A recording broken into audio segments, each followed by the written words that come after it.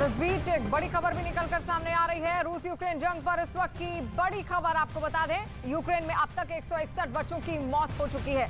रूस के हमलों में 161 बच्चों की मौत अब तक हो चुकी है, क्योंकि लगातार एक के बाद एक कई सारे हमले अब तक किए जा चुके हैं। रूस के हमले में 254 बच्चे घायल भी हुए हैं। रूस यूक्रेन जंग पर इस वक्त की सबसे बड़ी खबर, क्योंकि रिहायशी इलाकों को टारगेट किया जा रहा है। वहां पर कई बच्चे और कई परिजन अब भी छिपे हुए हैं। ऐसे में उनको भारी नुकसान पहुंच रहा है और काफी तकलीफों का सामना भी करना पड़ रहा है। लेकिन अब जो आंकड़े निकलकर सामने आ रहे हैं उसके हिसाब से 161 बच्चे अब तक मारे जा चुके हैं इस जंग में। और लगातार ये जंग भीषण भी होती जा रही है और तकलीफों का दौर उन तमाम लोगों के लिए, उन तमाम नागरिकों के लिए जो वहां पर मौजूद हैं। रूस के हमले में 254 बच्चे ऐसे भी हैं जो घायल हैं, जिनका इलाज भी वहां के नजदीकी अस्पतालों में चल रहा है। लेकिन स्थितियां अब बद से बदतर होती जा रही हैं।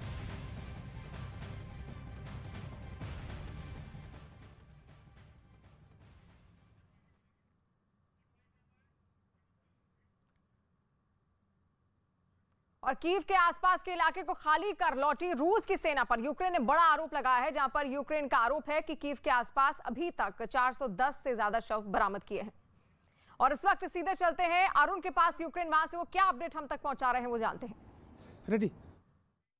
बर्बादियों के निशान अभी भी दिखाई दे रहे हैं।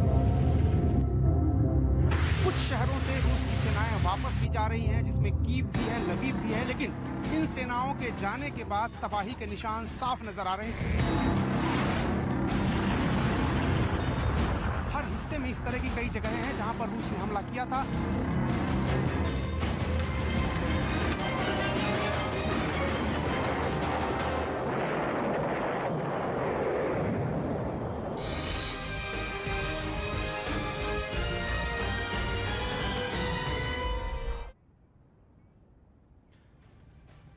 नमस्कार, मैं आपके साथ हूं अरुण सिंह और मैं इस वक्त कीव से लाइव हूं। आप देख रहे हैं न्यूज़ 18 इंडिया की स्पेशल कवरेज। बड़ी बात यह है कि कीव और उसके आसपास के इलाकों से रूस की सेना पीछे की तरफ जा रही है। कहा यह जा रहा है कि रीग्रुप करने की कोशिश है खुद को, उसके बाद दोबारा वो हमले कर सकती है। लेकिन जब वो वापस लौट रही है कीव के पास से या फिर बुचा के पास से, तो उसकी बर्बादी के निशान साफ नजर आ रहे हैं। यानी रूस की सेनाओं ने यूक्रेन के शहरों में किस कदर बर्बादी का कहर बरपाया है, उसकी एक एक तस्वीर हम आपको दिखाने जा रहे हैं सीधे यूक्रेन से लाइव।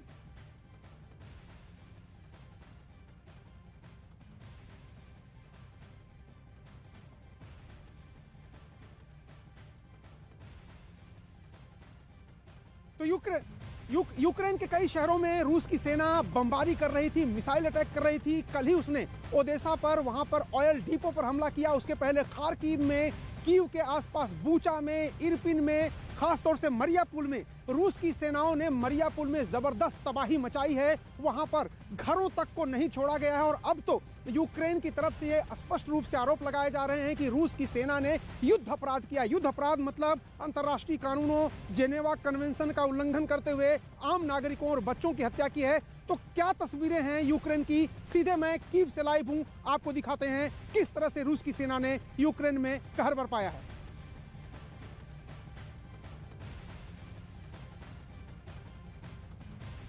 तो बूचा से बड़ी खबर आ रही है। बूचा से बड़ी खबर यह आ रही है कि रूस की सेना वहां से पीछे हटी है। लेकिन यूक्रेन आरोप लगा रहा है कि बूचा में रूस की सेनाओं ने 57 नागरिकों को बर्बर तरीके से मारा है। पहले उनके घुटनों पर गोली मारी गई, उसके बाद उनके सिर में गोली मारी गई। यानी बूचा में नरसंहार किया रूसी सेना ने, यह आरोप यूक्रेन की तरफ से लगा रहे हैं। और यूक्रेन के सैनिकों का कहना है, यूक्रेन की डिफेंस मिनिस्ट्री का दावा है कि अब बूचा शहर को, इरपिन को खाली करा लिया गया है। यानी कीव के आसपास के शहरों में जहां रूस की सेनाओं का डेरा था, उससे अब बूचा को आजाद करा लिया गया है। रूस का नियंत्रण अब वहां नहीं है। लेकिन गंभीर आरोप ये लगा रही है यूक्रेन की सेना कि उन्होंने आम नागरिकों को निशाना बनाया है, जो कि युद्ध के दौरान नहीं किया जाता है।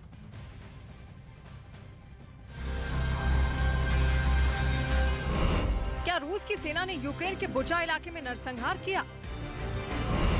क्या रूसी सेना ने लोगों को बंधक बनाया और फिर गोली मारकर हत्या कर दी? यूक्रेन की डिफेंस मिनिस्ट्री ने बुचा का खौफनाक वीडियो जारी किया है। यूक्रेन का दावा है कि रूस की सेना ने बुचा में 57 आम लोगों की हत्या कर दी। В сусідній кімнаті, відповідно, 5 замордованих цивільних осіб. इस वीडियो में साफ साफ देखा जा सकता है सुनसान इलाके में बने इस मकान के अंदर कई लोग दिखाई दे रहे हैं जिन्हें बंधक बनाया गया था। उनके हाथ बंधे थे और आंखों पर पट्टी बंधी थी। इसके अलावा उन्हें दीवार की तरफ सिर करके बिठाया गया था। वीडियो के एक हिस्से में कई लोग घुटनों के बल भी बैठे दिखे। इस दौरान वहां हथियारों से लैस कुछ सैनिक नजर आए। यूक्रेन के रक्षा मंत्रालय का आरोप है कि रूसी सेना ने बुचा में कुछ नागरिकों को बंधक बनाया और फिर पूछताछ के दौरान उनके पैरों में गोली मारी गई। रूसी सेना यही नहीं रुकी, बल्कि बाद में उन लोगों के सिर में गोली मारकर हत्या कर दी गई। यूक्रेन की तरफ से कुछ सैटेलाइट तस्वीरें भी जारी की गई। दावा है कि आम लोगों की सामूहिक कब्रगाह है, जिससे अब तक 280 शव निकाले जा चुके हैं।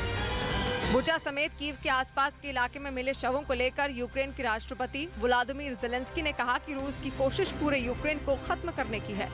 इसी कड़ी में रूस ने कीव के पास हमारे नागरिकों को मार डाला। Повсюди наслідки мародерства. На нашій землі побувало концентроване зло, вбивці, кати, гвалтівники, мародери, які називають себе армією. जर्मनी समेत यूरोपीय यूनियन ने आम लोगों की हत्या पर रूसी राष्ट्रपति पुतिन की निंदा की है और इसे वॉर क्राइम करार दिया है। रूस ने बुचा नरसंहार के आरोपों को फर्जी बताया है। रूस का दावा है कि उन्हें बदनाम करने के लिए इस तरह की फर्जी खबरें फैलाई जा रही हैं। वहीं यूक्रेन के मौजूदा हालात की बात करें तो कीव और उससे 60 किलोमीटर दूर बुचा में फिलहाल यूक्रेन का कब्जा है, लेकिन मारियोपोल में अभी भी लोग फंसे हुए हैं। रूस की सेना चर्नीव और चर्नोबिल से वापस जा रही है, लेकिन जिस तरह कीव और उसके आसपास के इलाकों में बड़ी संख्या में महिलाओं, बच्चों और आम नागरिकों के शव मिल रहे हैं, उससे पूरी दुनिया में रूसी सेना के एक्शन पर सवाल उठ रहे हैं। तो रूस के यूक्रेन पर हमले के बाद तबाही के निशान हर जगह आप देख सकते हैं। पूरे यूक्रेन के शहरों में जहां भी आपकी नजर जाएगी वहां तबाही का मंजर है, डर है, दहशत है, भय है। लोग अपने घरों को छोड़ करके जा चुके हैं सुरक्षित शहरों में, यूरोप की तरफ रुख कर चुके हैं। कहीं मरियापोल में लगातार बमबारी कर रहा है रूस, खाक में मिला दिया है पूरे शहर को। वहीं चेचन लड़ाकों के जरिए आम नागरिकों पर भी हमला कर रहा है। सैनिकों को की टारगेट किलिंग की जा रही है यूक्रेन के। वहीं अगर आप कीव की बात करें, खार्किव की बात करें, इरपिन की बात करें, बूचा की बात करें, इस वक्त माहौल बहुत ही मुश्किल भरा है यहाँ के लोगों के लिए। इस वक्त भी अगर आप तस्वीरें देखिए, इक्का दुक्का गाड़ियां भले चल रही हैं, लेकिन सेना और पुलिस के जवान तैनात हैं। किसी को भी बिना कागजात दिखाए जाने नहीं दिया जा रहा है। और इसी तरह के मोर्चे पूरे शहर में लगाए गए हैं। आप किसी शहर में चले जाइए, मोर्चेबंदी ऐसी है कि यहाँ पर कोई अंदर शहर के नहीं आ सकते। यहाँ पर बड़े बड़े बोल्डर सीमेंट के हैं, रेत की बोरियां हैं, बड़े बड़े जो लोहे हैं उनको काट करके रास्ते को रोका गया है। वहाँ उनको वेल्डिंग उनकी की गई है। तो कुल मिलाकर के कोशिश यह है यूक्रेन की कि जो डैमेज हो चुका उसके बाद और डैमेज ना हो। लेकिन रूस ने जो कहर बरपाया है, रूस ने जो बर्बादी की है, रूस ने जो भय फैलाया है यूक्रेन में, उसकी तमाम तस्वीरें इस वक्त अगर आप देख पाएंगे थोड़ी देर बाद न्यूज़ 18 इंडिया पर 5 तस्वीरें हम आपको दिखाएंगे और उन 5 तस्वीरों में रूस ने जो बर्बादी की है उसके निशान आपको साफ नजर आ रहेंगे।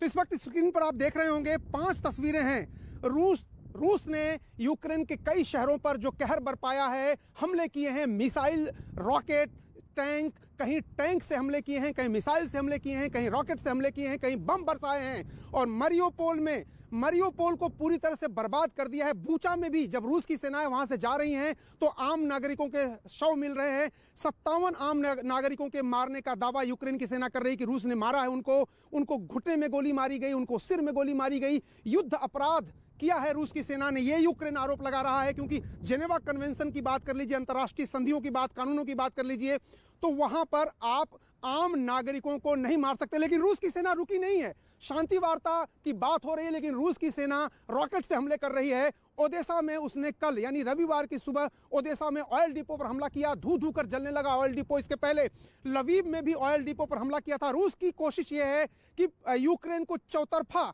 दर्द दिया जाए, उसको बर्बाद कर दिया जाए, ताकि उसकी सेना जो कम संख्या होने के बावजूद रूस की बड़ी सेना से लड़ रही है वो न लड़ पाए। तो आप 5 तस्वीरें देख रहे हैं किस तरह से यूक्रेन में बर्बादी रूस की सेना ने ढाई है, कहर बरपाया है।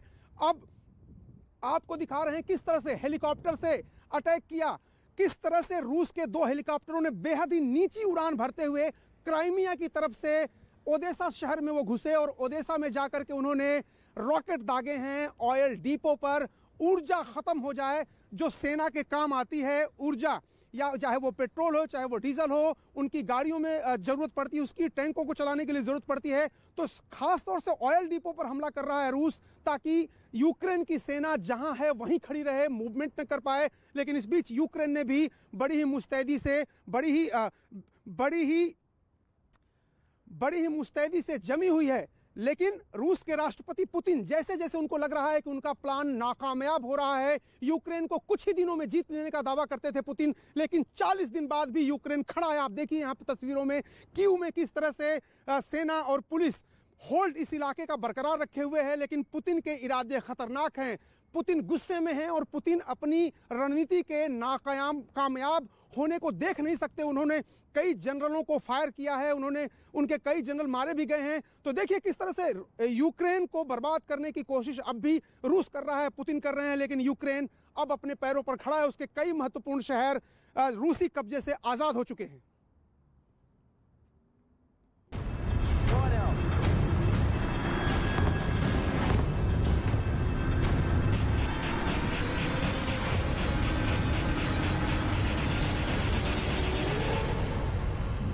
अटैक तेल डिपो पर हुआ और निशाना साधा गया सीधे यूक्रेन की एयरफोर्स पर।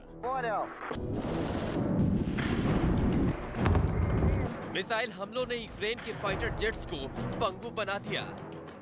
महाजंग में जो यूक्रेनी फाइटर जेट्स कल तक रूसी सेना पर कहर बनकर टूट रहे थे, अब उन्हीं फाइटर जेट्स को पंगु बनाने के लिए रूस ने यूक्रेन पर तगड़ा वार कर दिया है। ऐसा वार जिसके बाद यूक्रेन के लड़ाकू विमान अगले कुछ दिनों तक जमीन नहीं छोड़ पाएंगे।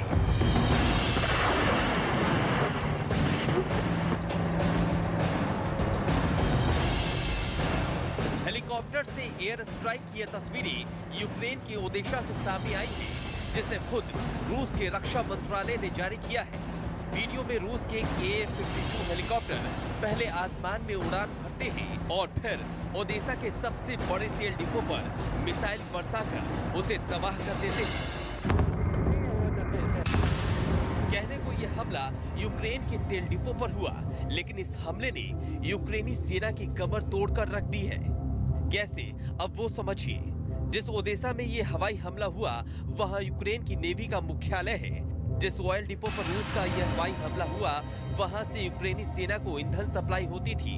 यही नहीं, तेल डिपो तबाह होने से यूक्रेन के माइकोलिव शहर में भी यूक्रेनी सेना की सप्लाई चेन टूट गई है। हेलीकॉप्टर से किए गए इस हवाई हमले को ओदेशा पर कब्जे की कोशिश के तौर पर भी देखा जा रहा है, क्योंकि ओदेशा काला सागर से लगता शहर है और यहाँ यूक्रेन की नौसेना का मुख्यालय इसे और अहम बना देता है। पुतिन की सेना पिछले कई दिनों से ओदेशा पर कब्जा जमाने की कोशिश कर रही है और इसके लिए रेड आर्मी जमीन और आसमान से लगातार यूक्रेन के सैन्य ठिकानों पर बम बरसा रही है। Сегодня утром высокоточными ракетами морского и воздушного базирования уничтожен нефтеперерабатывающий завод и 3 хранилища горюче-смазочных материалов в районе города Одессы, в которых осуществлялись поставки топлива для группировки украинских войск на Николаевском направлении. ओदेशा के मिशन पर निकले रूस के 2 Ka-52 हेलीकॉप्टर्स ने एक के बाद एक कई मिसाइलों से इस ऑयल डिपो पर अटैक किए। अटैक होते ही ऑयल डिपो तेज धमाके के साथ आग के बवंडरों में घिर गया और इसके बाद ऑयल डिपो में लगातार धमाके होते रहे। आग इतनी भयानक थी कि उसकी लपटें कई किलोमीटर दूर से भी आसमान में उड़ती दिखाई दे रही थी। यही नहीं, उससे निकलने वाला काला धुआं आसमान के इलाके में फैल गया। देखने से ऐसा लगा जैसे धुएं की वजह से पूरा आसमान ही काला पड़ गया हो।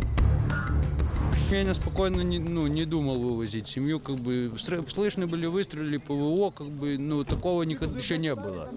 Вот это вот после этого как бы очень начался страх, как бы больше как бы не за себя, а за семью, как бы за близких, как бы. रूस के इस हवाई हमले को यूक्रेन के लिए बड़ा झटका माना जा रहा है, क्योंकि अब तक मिली जानकारी के मुताबिक यूक्रेनी ऑयल डिपो के 3 स्टोरेज पूरी तरह से बर्बाद हो चुके हैं। इन ऑयल स्टोरेज से ही ब्लैक सी के रास्ते तेल की सप्लाई माइकोलिव तक होती थी। तो यूक्रेन में कहीं डर है, कहीं दहशत है, कहीं तबाही का मंजर है, कहीं बर्बादी का मंजर है। लेकिन इस बीच न्यूज़ 18 इंडिया ग्राउंड जीरो से आपको पल पल की खबर दे रहा है, हर तस्वीर दिखा रहा है जो इस युद्ध में मायने रखती है। किस तरह से इस युद्ध में यूक्रेन की सेना अपने आप को बचा रही है, अपने लोगों को बचा रही है, अपने देश को बचा रही है, लेकिन साथ ही साथ किस तरह से मानवता को मानने वाले लोग भी आगे आ रहे हैं। कैसे जो लोग अपने घर बार को छोड़ करके अपने ही घर में बेघर हो गए, खाना बदोश हो गए, उनके लिए इंतजाम कर रहे हैं, उनके खाने का इंतजाम कर रहे हैं, उनके रुकने का इंतजाम कर रहे हैं, उनके लिए पानी का इंतजाम कर रहे हैं, दवाइयों का इंतजाम कर रहे हैं, सब्जियों का इंतजाम कर रहे हैं। किस तरह से लोगों को शेल्टर दे रहे हैं। ऐसे कई लोगों से मैं मिला जहां बंकरों के अंदर लोगों को छुपा करके रखा गया है। मेरी ये रिपोर्ट देखिए, आपको अंदाजा होगा कि जो डर है, दहशत है, अपने घर छोड़ने का खौफ है, जो गुस्सा है लोगों के अंदर, वो कैसे है, लेकिन बीच में उम्मीद कहीं कायम है। उम्मीद है कि लोग अपने घरों को लौटेंगे। और देखिए, एक टिम नाम के व्यक्ति मुझे शेल्टर होम में मिले, जो स्टूडेंट हैं, वो कैसे बात कर रहे हैं और कैसे उम्मीद जता रहे हैं कि वो सवेरा भी आएगा जब अपने घरों में वो आराम से रह पाएंगे, जैसे कि पहले रहते थे, युद्धोन्माद से पहले, पुतिन के अटैक से पहले। हमारे साथ शेल्टर होम में काम करने वाले टिम है। Mister Tim, how do you are helping people here? So I'm helping. Actually, I'm a student here, and I come here to live here for some moment. What do you think? When this war is going to end? I don't know. It's too difficult to say. Some people and some news says that it's gonna be not later. तो देखिए, लोगों की मदद करने के लिए लोग students हैं ये, और यहाँ पर आए हुए हैं, खुद वॉलंटियर कर रहे हैं अपने आप को और इन लोगों की मदद कर रहे हैं जो अपना घर बार छोड़ करके यहाँ पर आए। कैमरामैन कमल देव के साथ Arun Singh, news 18 India, Ukraine. तो यूक्रेन के अंदर शरणार्थी शिविरों में लोग कैसे रह रहे हैं वो तस्वीर आपको दिखाई, लेकिन ग्राउंड जीरो से, बॉर्डर से भी हमने कई रिपोर्ट भेजी है और किस तरह से खतरे को देखते हुए भी, लेकिन मुश्किल हालात में भी हर पल, हर तस्वीर, हर खबर आप तक पहुंचाने की कोशिश हम कर रहे हैं। तो यूक्रेन और रूस के बॉर्डर से मैंने एक एक्सक्लूसिव रिपोर्ट आपके लिए तैयार की है। पहले उस रिपोर्ट को देखिए, फिर आगे बात करेंगे। यूक्रेन के कोस्टल सिटी ओडेसा पर रविवार सुबह ही रूस ने क्रूज मिसाइल से हमले किए, लगातार एयर स्ट्राइक किया, लेकिन कीव और लवीव जैसे शहर हैं, वहां से रूस की सेनाएं पीछे की तरफ हट रही हैं। जब वो वापस जा रहे हैं तो वहां तबाही के निशान दिख रहे हैं, कई लोगों की लाश मिली है। इस वक्त मैं एक तेल डिपो पर हूं यूक्रेन के अंदर, जहां कुछ दिन पहले रूस ने क्रूज मिसाइल से अटैक किया था और जला हुआ तेल डिपो आपको दिखाई दे रहा होगा। अंदर पूरी तरह से तबाही मची हुई थी। उस वक्त 5 लोग यहाँ पर घायल हुए थे और रूस ने उस दिन हमला यहाँ पर किया जिस दिन जो बाइडेन, अमेरिका के राष्ट्रपति, वो पोलैंड के दौरे पर थे। इस तरह से रूस ने 1 महीने से ज्यादा समय हो गया उसको यूक्रेन पर, वो जो सोच रहा था कि जीत जाएंगे, वो कब्जा कर लेंगे, वो नहीं कर पा रहे हैं। मजबूरी में उनको कीव से, लवीव से पीछे हटना पड़ रहा है। लेकिन ओडेसा पर रविवार की सुबह उसने हमला किया। और इस वक्त की बड़ी खबर आ रही है, प्रधानमंत्री मोदी की अहम बैठक होगी विदेश मंत्री एस जयशंकर के साथ। ये अहम बैठक होने वाली है। पीएम मोदी की पड़ोसी देशों के सियासी हालात पर मंथन होगा इस बैठक में, क्योंकि लगातार पड़ोसी देशों में हलचल तेज हो रही है। श्रीलंका की बात कर लें या फिर पाकिस्तान की, तो ऐसे में प्रधानमंत्री नरेंद्र मोदी के साथ विदेश मंत्री एस जयशंकर एक बैठक करेंगे और पड़ोसी देशों के सियासी हालात पर इस बैठक में मंथन होगा। प्रधानमंत्री मोदी की अहम बैठक होगी और खुद विदेश मंत्री एस जयशंकर भी इस बैठक में हिस्सा लेंगे, वो उनके साथ रहेंगे और पड़ोसी देशों में जिस तरीके से सियासी हालात बने हुए हैं उसको लेकर मंथन भी होगा। क्योंकि हमने देखा किस तरीके से राजनीतिक और सियासी हलचल मची हुई थी लगातार पाकिस्तान में, जहां पर बाजवा, जो कि वहां के आर्मी चीफ है, उनकी ओर से ये भी कहा गया था कि जम्मू कश्मीर के मसले पर हम भारत से बातचीत जरूर करेंगे। और श्रीलंका में भी हालात लगातार बद से बदतर होते जा रहे हैं, इमरजेंसी वहां पर लगानी पड़ी है, ऐसे में स्थितियां बिगड़ रही हैं, लेकिन भारत की तरफ से पूरी मदद करने की कोशिश की जा रही है श्रीलंका की। और ऐसे में प्रधानमंत्री मोदी की आज ये अहम बैठक होने वाली है। और नीरज इस वक्त हमारे साथ फोन लाइन पर भी जुड़ गए हैं। नीरज, और क्या जानकारी मिल पा रही है इस बैठक को लेकर? देखिए, विदेश मंत्री एस जयशंकर प्रधानमंत्री नरेंद्र मोदी से मुलाकात कर रहे हैं और दुनिया में जैसे हालात हैं यूं तो बीच बीच में उनकी मुलाकात होती रहती है, लेकिन पड़ोसी देश श्रीलंका में जिस तरह के आर्थिक संकट आए हैं, भारत की तरफ से मदद भी दी गई है। भारत की तरफ से वहां जो उच्चायुक्त हैं भारत को, उन्हें भी तमाम दिशा निर्देश दिए गए हैं कि इस संकट से श्रीलंका को निकालने की कोशिश करनी है। तो उसी संदर्भ में ये माना जा रहा है कि प्रधानमंत्री नरेंद्र मोदी से जो इस वक्त मुलाकात चल रही है विदेश मंत्री एस जयशंकर की, उसमें अब तक भारत की तरफ से क्या कुछ किया गया है श्रीलंका के लिए वो बयां करेंगे। इसके अलावा आने वाले वक्त में क्या कुछ किया जा सकता है इसके बारे में भी पूरी जानकारी एस जयशंकर की तरफ से दी जाएगी। मीटिंग का एजेंडा नहीं बताया गया है, लेकिन मुलाकात हो रही है एस जयशंकर की प्रधानमंत्री नरेंद्र मोदी से। जी, यानी कि पड़ोसी देशों के मौजूदा हालात को लेकर ये बैठक हो रही है। प्रधानमंत्री नरेंद्र मोदी इस बैठक में है और साथ साथ विदेश मंत्री एस जयशंकर के साथ ये अहम बैठक अब भी लगातार जारी है और पड़ोसी मुल्कों में, पड़ोसी देशों में जिस तरीके के मौजूदा हालात हैं उनको लेकर बातचीत और बैठक है।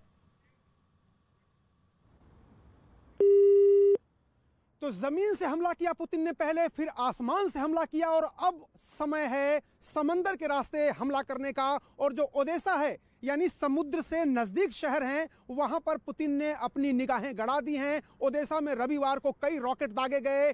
तो जो समुद्र से सटे शहर हैं, अब पुतिन की सेना वहां पर लक्ष्य बना रही है, क्योंकि अपने युद्धपोतों को काला सागर में पुतिन ने तैनात कर दिया है। और अब ओडेसा के आसपास के जो शहर हैं, यानी समुद्र के किनारे जो बसे शहर हैं जिनका रणनीतिक महत्व है, कहा यह जा रहा है कि पुतिन को गर्म पानी के बंदरगाह चाहिए। और इसीलिए मरिया पुल से लेकर के ओडेसा तक जहां जहां भी समुद्री सीमाओं पर बंदरगाह हैं या बहुत ही रणनीतिक महत्व की जगहें हैं यूक्रेन की, उन पर कब्जा करना चाहता है रूस। और पुतिन का प्लान अब यह है कि वो समुद्र के किनारे जो शहर हैं, ओडेसा जैसे शहर हैं, उन पर कब्जा करें। तो क्या है पुतिन का खौफनाक प्लान? देखिए ये एक्सक्लूसिव रिपोर्ट।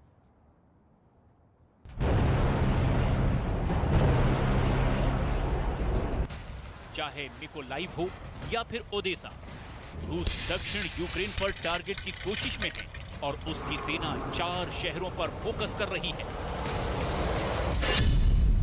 ये 4 शहर हैं मिकोलाइव, ओडेसा, मारियुपोल और खेरसोन। यहीं पर सबसे बड़े ऑपरेशन चल रहे हैं। यूक्रेन की राजधानी कीव को न ले पाने का गुस्सा पुतिन इन्हीं 4 शहरों पर सबसे ज्यादा उतार रहे हैं। और ये 4 शहर ब्लैक सी के आसपास हैं। ये यूक्रेन की अर्थव्यवस्था की रीढ़ भी कहे जाते हैं। इनकी क्राइमिया और डॉनबॉस रीजन से करीबी एक बड़ी वजह है जिसके लिए रूस यहाँ पूरा कब्जा चाहता है।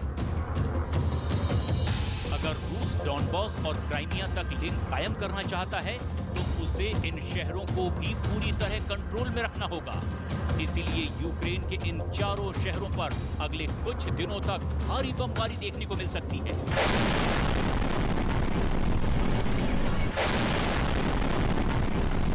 ओडेसा में इस समय हालात ये हैं कि वहां मौजूद लोग खौफ के साए में जीने को मजबूर हैं। किसी भी तरह लोग वहां अपने परिवार के साथ सुरक्षित निकलने की कोशिश में जुटे हैं ताकि किसी भी तरह उनकी जान बच जाए, क्योंकि कोई नहीं जानता कि कौन सा बम, कौन सी मिसाइल किस वक्त यहाँ आकर गिरे और उनकी जान पर बनाए। पूरा का पूरा शहर पहले ही खंडहर बन चुका है। जहां तक नजर जाती है वहां सिर्फ और सिर्फ बर्बादी का ही मंजर नजर आता है। यूक्रेन के राष्ट्रपति रूस के हमलों की लगातार निंदा कर रहे हैं। Російська держава перетворилась на відвертого терориста. І їй не соромно. Але вона буде відповідати за все. Світ вже починає розуміти, що без визнання Росії державою-терористом неможливо буде відновити справедливість по відношенню до України. Неможливо буде відновити міжнародний порядок. अब सवाल ये है कि आखिर रूस ओडेसा पर कब्जा क्यों जमाना चाहता है? रिटायर्ड जज अजमत सईद हो सकते हैं पाकिस्तान के कार्यवाहक प्रधानमंत्री। इमरान खान की पार्टी पाकिस्तान तहरीक इंसाफ ने सुझाया नाम। सूत्रों के हवाले से खबर, अजमत सईद के बेंच ने ही पनामा केस में नवाज शरीफ को सुनाई थी सजा। यूक्रेन में रूस के मिसाइल हमलों से कई इलाके तबाह, ओडेसा में तेल डिपो बर्बाद तो राजधानी कीव में भी भारी नुकसान। सुरक्षा घेरा बना करके अपने देश को, अपनी राजधानी को बचा रही। राष्ट्रपति और प्रधानमंत्री को छोड़ श्रीलंका की पूरी कैबिनेट ने दिया इस्तीफा। विपक्ष ने की तुरंत चुनाव कराने की मांग, तो वहीं पेट्रोल, डीजल और खाने पीने की चीजों की किल्लत के बाद सड़कों पर उतरे लोग। उसके पास रोजगार नहीं है, न रोटी है न रोजगार है, और हालात ऐसे हो चुके हैं कि लोग सड़कों पर हैं।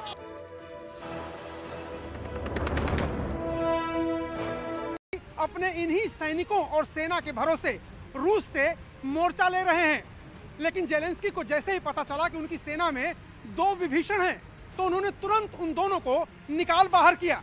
दरअसल जेलेंस्की को डर इस बात का था कि कहीं ये विभीषण उनकी खुफिया रणनीति को पुतिन के साथ साझा न कर दें। अपने वीडियो संदेश में जेलेंस्की गुस्से में नजर आए।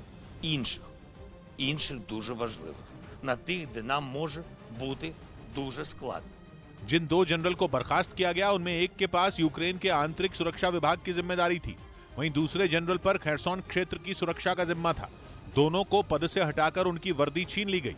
इसके बाद जेलेंस्की ने एक चेतावनी भी जारी की, जिसमें उन्होंने कहा कि जो देश विरोधी काम करेगा उसको पद से हटाया जाएगा और सख्त सजा भी दी जाएगी। कीव की बजाय रूस की फौज का ज्यादा ध्यान यूक्रेन के पूर्वी छोर पर है। अजोव सागर की सीमा पर बसा यूक्रेन का शहर मारियोपोल अब खंडहर में तब्दील हो चुका है, लेकिन अब भी यह फैसला नहीं हो पाया है कि मारियोपोल किसकी मुट्ठी में है। अब मारियोपोल में रूस की सेना के साथ खड़े हो गए हैं रमजान कादिरव और उनके चेचन लड़ाके। मारियोपोल के बाहर के इलाकों में तबाही मचाने वाले इन लड़ाकों ने अब शहर के बीचों बीच भी हमले किए, और इसके लिए चेचन लड़ाकों की एक टुकड़ी ने रॉकेट लॉन्चर से ताबड़तोड़ रॉकेट दागे। हमले से पहले रमजान कादिरव के ये लड़ाके मारियोपोल के एक इलाके में जमा हुए। थोड़ी देर तक वहां आसपास की जगह का जायजा लेने के बाद उन्होंने हमले की तैयारी शुरू कर दी। इसके लिए लकड़ी के एक बड़े बक्से से कई रॉकेट निकालकर सड़क पर रख दिए गए। वहीं दूसरी तरफ एक चेचन लड़ाका रॉकेट लॉन्चर को तैयार करता दिखा। इसके बाद 2 लोगों ने रॉकेट लॉन्चर को उठाया और टारगेट की तरफ ले गए। वहां पहले दूरबीन से निशाने को देखा गया और फिर रॉकेट को लोड करके दाग दिया गया। इसी तरह चेचन लड़ाकों ने एक के बाद एक कई रॉकेट निशाने की तरफ छोड़े। लेकिन मारियोपोल में चेचन लड़ाकों के इस भीषण हमले के बीच यूक्रेन ने उनका मजाक उड़ाते हुए एक वीडियो जारी किया, जिसमें यह दावा किया गया कि कादिरव के खूंखार लड़ाकों ने मशहूर होने के लिए कई इलाकों में नकली हमले किए और उसका वीडियो बनाया। यानी उन्होंने उस वक्त भी फायरिंग की जब उनके सामने कोई दुश्मन ही नहीं था। और ऐसा ही एक वीडियो जारी करके यूक्रेन ने कादिरव के जवानों का मजाक उड़ाया। इस वीडियो में 3 चेचन लड़ाके एक सड़क पर खड़े होकर जोरदार फायरिंग करते नजर आए।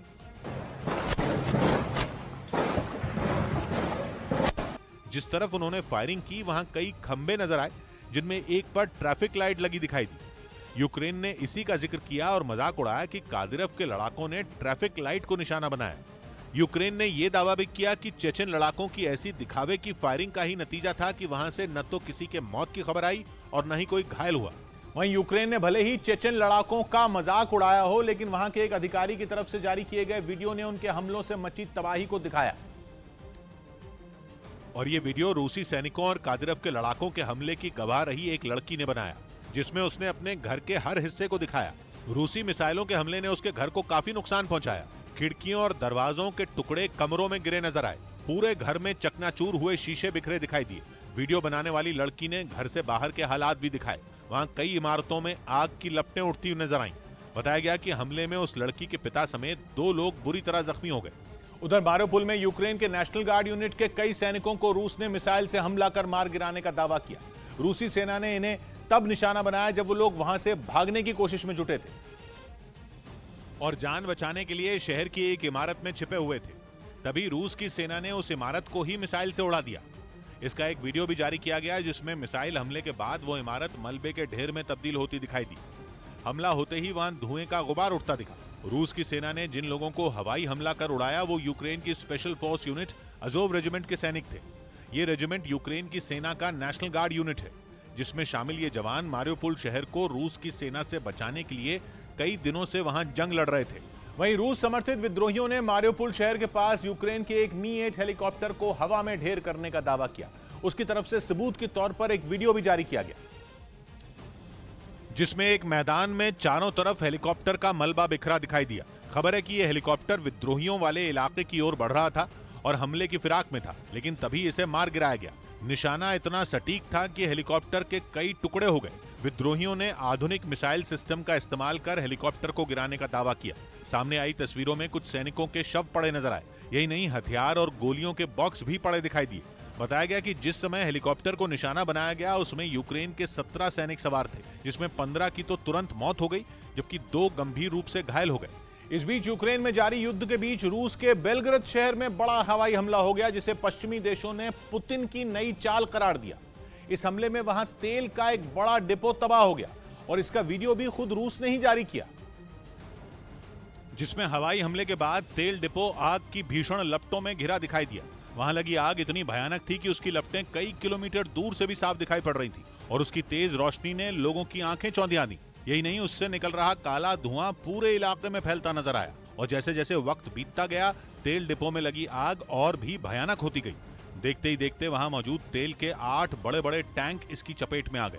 इसके बाद तो पूरा तेल डिपो किसी ज्वालामुखी की तरह धधकता नजर आया और रूस ने आरोप लगाया कि यूक्रेन की सेना के हेलीकॉप्टरों ने उसकी सीमा में घुसकर इस हमले को अंजाम दिया। हालांकि पश्चिमी देशों ने इस हमले को पुतिन का फॉल्स फ्लैग अटैक बता दिया, मतलब ऐसी कार्रवाई जिसके जरिए कोई देश जानबूझकर अपनी ही संपत्ति या लोगों को नुकसान पहुंचाता है। क्योंकि पिछले हफ्ते ही रूस से निकाले जा चुके एक राजनेता इलिया पनामरोव ने दावा किया था कि पुतिन यूक्रेन में जारी जंग को सही ठहराने के लिए अपने ही शहरों में हमले की साजिश रच रहे हैं। यही नहीं, यह भी दावा किया गया था कि पुतिन इन हमलों की जिम्मेदारी अपनी खुफिया एजेंसी FSB को सौंप सकते हैं, जिसके लिए वजह बताई गई थी यूक्रेन में जारी जंग को सही ठहराना। और बेलग्रेद में हुए हमले के बाद यह दावा सही साबित होता भी दिखा, क्योंकि यूक्रेन पर इस हमले का आरोप लगाते हुए रूस ने उसके साथ चल रही शांति वार्ता से वॉकआउट की धमकी दे डाली, जिसके बाद पुतिन के इस षड्यंत्र को लेकर पश्चिमी देशों का शक और गहरा गया। क्योंकि बेलग्रेद शहर में तेल डिपो पर हुए हमले में 2 हेलीकॉप्टरों का इस्तेमाल किया गया, जिन्हें लेकर दावा है कि ठीक इसी तरह के हेलीकॉप्टर रूस की सेना यूक्रेन में इस्तेमाल कर रही है। यही नहीं, 3 दिन पहले भी रूस ने यूक्रेन पर बेलग्रेद शहर में एक हथियार डिपो पर मिसाइल से हमला करने का आरोप लगाया था, जबकि बाद में पता चला कि हथियार डिपो में धमाका मिसाइल गिरने से नहीं बल्कि किसी और वजह से हुआ था। इसके बावजूद रूस इस बात पर अड़ा है कि उसके तेल डिपो को यूक्रेन की सेना ने निशाना बनाया। हालांकि यूक्रेन की ओर से इस हमले की पुष्टि नहीं की गई, लेकिन रूस ने जो वीडियो जारी किया उसमें कुछ ही सेकंड के अंदर 2 रॉकेट तेल डिपो की ओर बढ़ते दिखाई दिए, जिनके गिरते ही तेल डिपो में धमाका होता दिखाई दिया और फिर वहां से आग का एक बड़ा बवंडर उठना शुरू हो गया। यही नहीं, इस हमले के ठीक बाद वहां बेहद कम ऊंचाई पर 2 हेलीकॉप्टर भी उड़ान भरते नजर आए। हालांकि बेलग्रेद में हुए हमले में किसका हाथ है ये अब तक साफ नहीं है और पश्चिमी मीडिया इसे पुतिन की खुद की